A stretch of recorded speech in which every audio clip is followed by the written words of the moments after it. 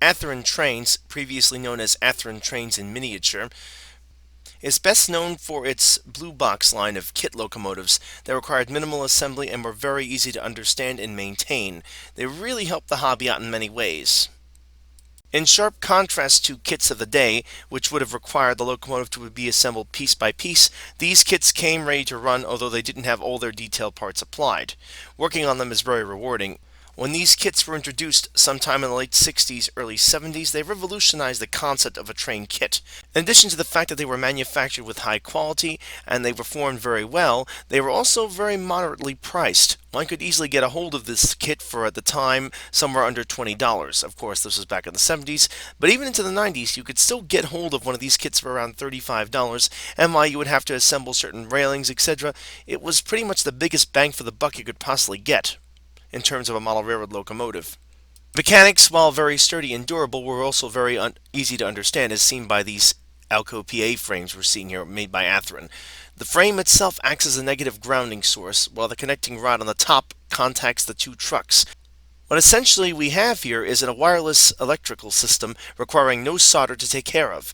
The whole assembly just comes apart with the use of a single straight blade or flathead screwdriver. This meant, in addition to them being very easy to repair, repairs didn't take long and were very simple. Another product that lured people to these particular locomotives. This simplicity and intuitivity of design makes these locomotives to this day a prime candidate for kit bashing and modification. In my case, I usually swap out these motors for Genesis type drive motors, as we see right over here. And while I wouldn't necessarily call this a drop-in upgrade, it's pretty easy to do, with the exception of modifying the frame in the case of the PAs. It's extremely rewarding to see and hear how smooth the locomotives run after you've done it. And as we see by this next clip here, new types of decoders, including new technologies such as TCS's Keep Alive, make these locomotives even easier to modify and perform even better than they have in the past with DCC and sound. And as we're detailing, well, as you can see by this customized shell, if you're willing to put a little effort into it, you can really wind up with a masterpiece. And while some engines like this HO PA you see me here modifying with a Genesis drive and installing DCC and sound may require a little bit more work, they're still very rewarding to work on. Another bonus with this drivetrain being around for so long is that there are several manufacturers making parts, so even if you can't get the parts from the original locomotive model you're trying to restore, you can most likely find something similar from another manufacturer that you can modify to fit what you're looking for. Or better yet, find two broken parts and put them together, as the availability is just that easy to come by. While still quite affordable compared to some of the higher end models, the versatility and modifiability of these models has kept prices pretty steady. Nonetheless, it is still not too expensive to find parts, although you may have to do a little searching to locate them. Although for a lot of us, that's actually a lot of fun. Hey folks, here's how it turned out. There she is. This is actually number 19. This one gave me a particularly big amount. And as we see by this clip of one of my HO PAs running, the resorts are definitely very rewarding to witness. But anyway, yeah, it runs really smooth. You can barely hear this thing run. Compared to the predecessor, the original Athearn drive, which would have been so loud I wouldn't have been able to hear the sound over it. This thing is whisper quiet, this Genesis drive. Of course, Athearn didn't just make locomotives, they also made coaches, which is the subject of this particular video. Before I go too far into that, let's talk about their predecessors. These Athearn Blue Box coaches, much like the locomotives, shared a lot in common with their locomotive brethren, as in they were very easy to repair and work on. Over here we have a blue box coach I purchased for a very good price on the internet because of its obviously deplorable condition, which I will now proceed to work on and repair. As you can see, it's missing a truck and a few other parts, but as we see in this short version of that particular video where I restored it, it really isn't that difficult to get one of these back into fighting condition.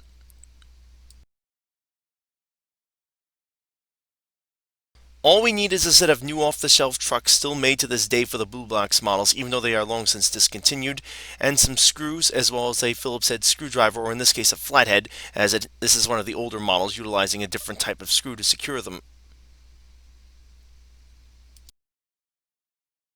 Once the heavily worn out truck has been removed as well, we can simply replace them with the new trucks utilizing two screws. In this case I borrowed one from an old helicopter that had crashed a while ago that I now have in pieces. Again, this is made possible by the fact that these coaches were made very easy to modify and work on by their original design, making them very easy to repair even to this day, and with parts you can pretty much find almost anywhere.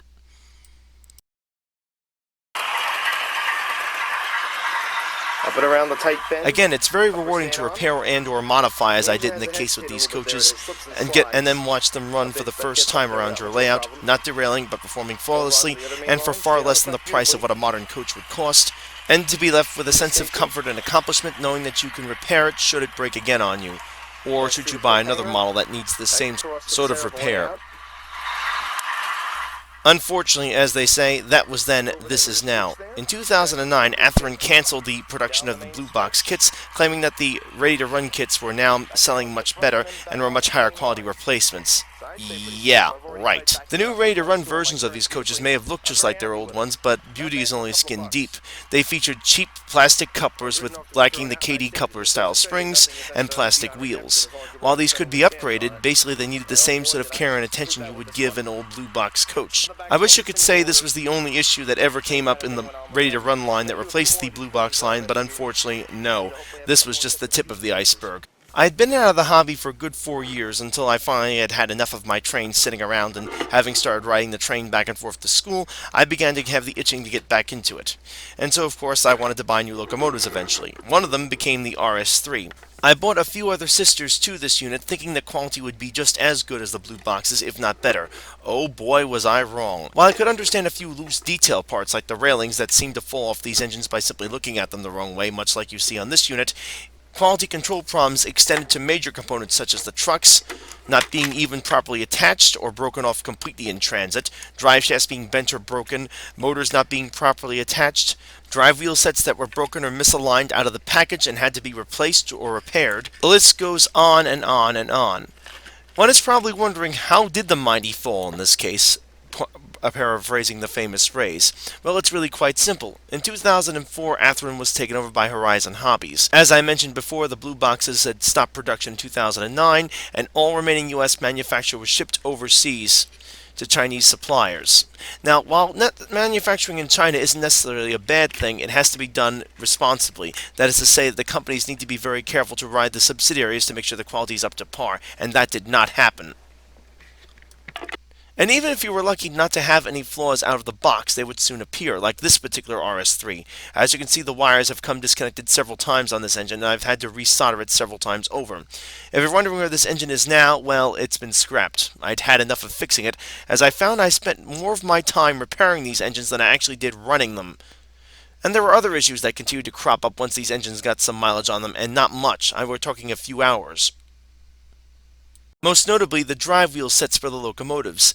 While the original Athearn locomotives did have the infamous cindered alloy wheels, as they were called, that would spark around pretty much every chance they could get, they were never known for cracking. That honor, or dishonor I should say, belonged to the Proto 2000 series. Anyway, as I began to run into these issues with the wheels coming out of gauge and cracking altogether, I began to send them back in piecemeal to Athearn until someone from the customer support department suggested I wait until I had a box full of them so I could save on shipping and send them all back together, where they would then be replaced. There were no problems doing it the first time, but the second time through, despite being assured that this would be fine, I was told the company would not be honoring its commitment on the wheel sets they had made to me.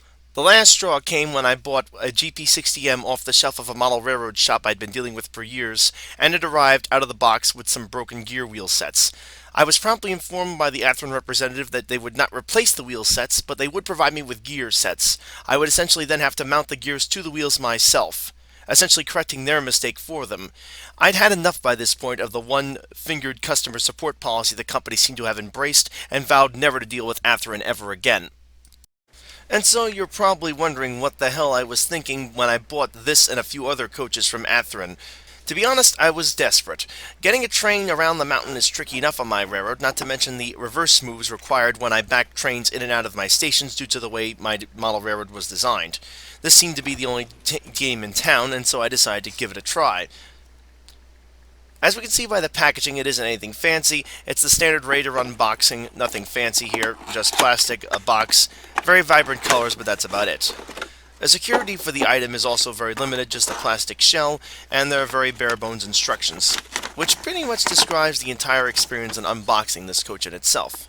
But then again, I didn't buy this coach for the box, I bought it for its performance.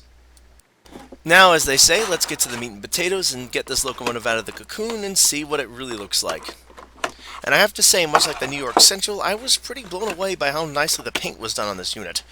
Kind of shocking phrase to come out of my mouth considering the charming experience I had had with modern Athearn of the past. I must admit the paint on this model did kind of knock me back in my seat when I first laid eyes on it, and while it's not a fully detailed model being a ready-to-run series, there are some nice touches, including this railing on the back. A nice touch you usually don't see on models of observation coaches these days. In fact, you usually don't see them at all in my experience. Another nice touch is the easily removable roof, which is held in place by magnets.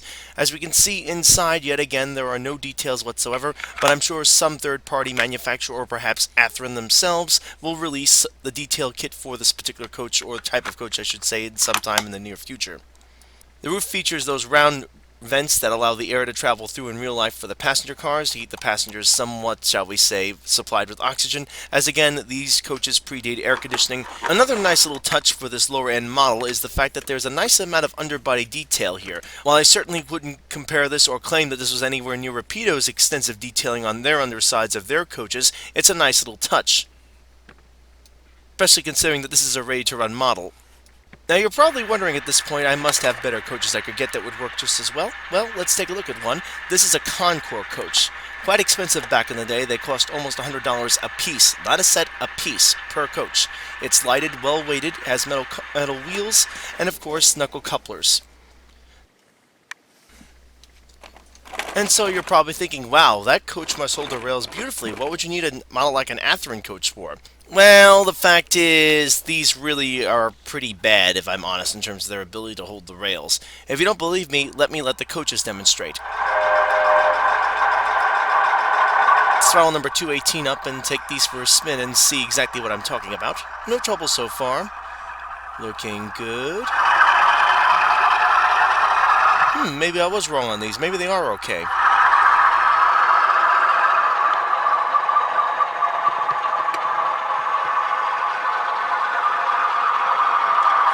Whoops, that's not good. Pretty sure there'd be a lot of passengers demanding their money back at this point. If this were real life, of course. Okay, maybe that was just a fluke. Let's try it on the entry point of my layout, or entry point of my yard. Back it out nice and carefully. Looks good, looks good.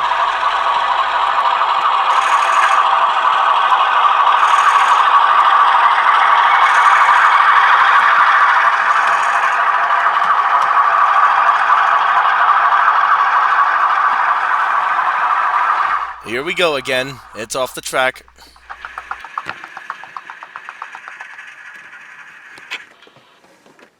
Yep, that's off the track. Gee, thank you for pointing that out, self.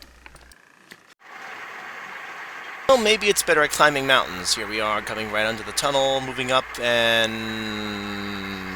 no, that's not good. Okay, well, we'll just start a little bit further up and give it another shot. Certainly it'll work from here, right? Right?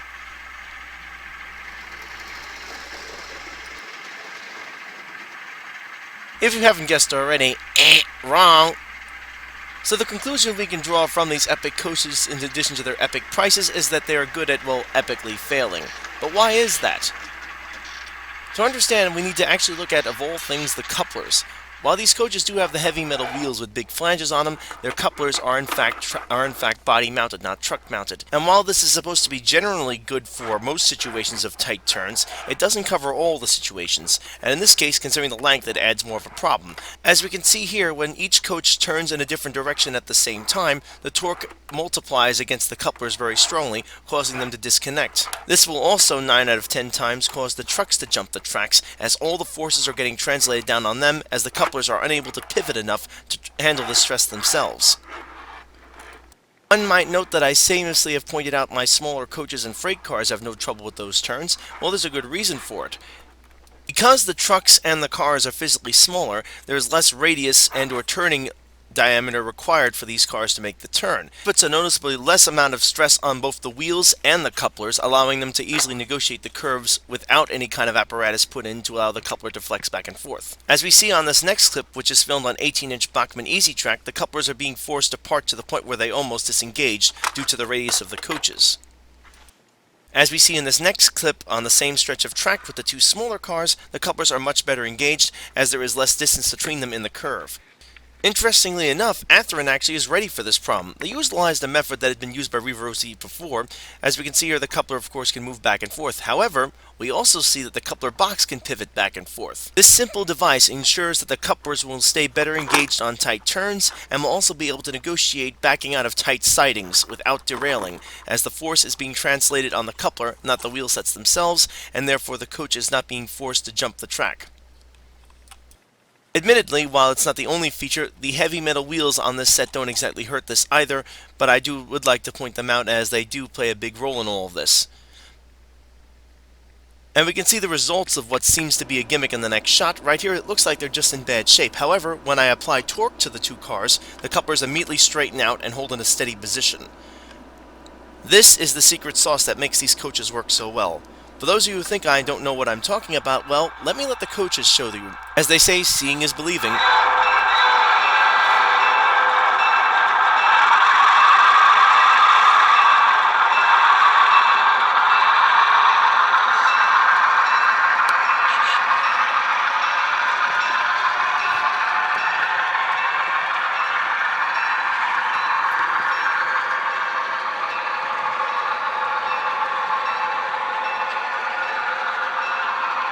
Yes, these are those New York Central coaches I was speaking about before.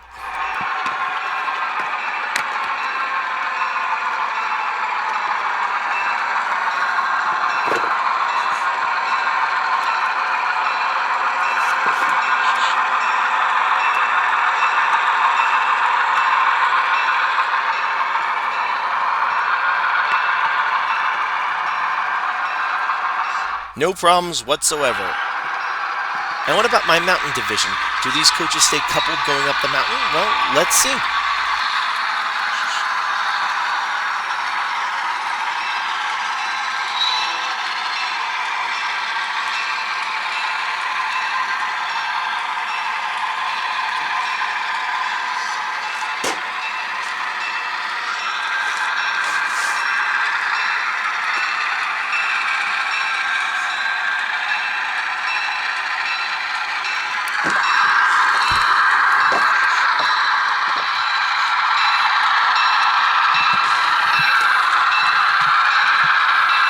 As you can see, no trouble at all there. And just for the sake of being thorough, let's run the train all the way down.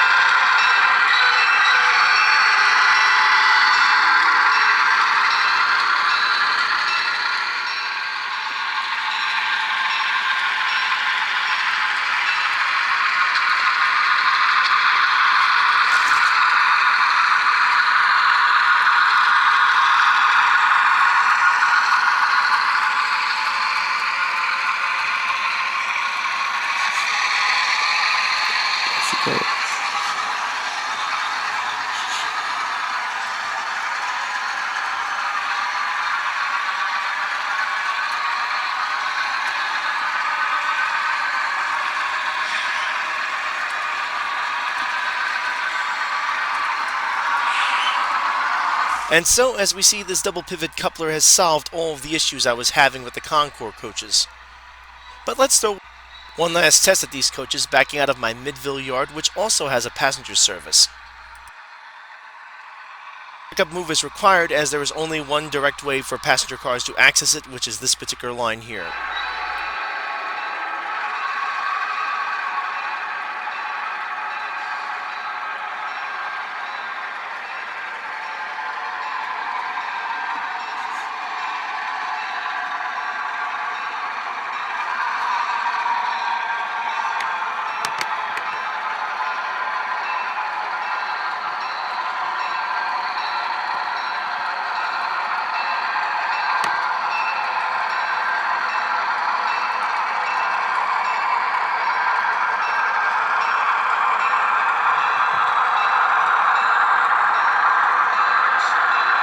And so now as we come to the end of this review, I'm forced to conclude that these coaches are pretty darn good, especially considering the price. While those coaches from Concord I mentioned to you and pointed out before cost a whopping $100+ a piece, these sell for somewhere just under $50.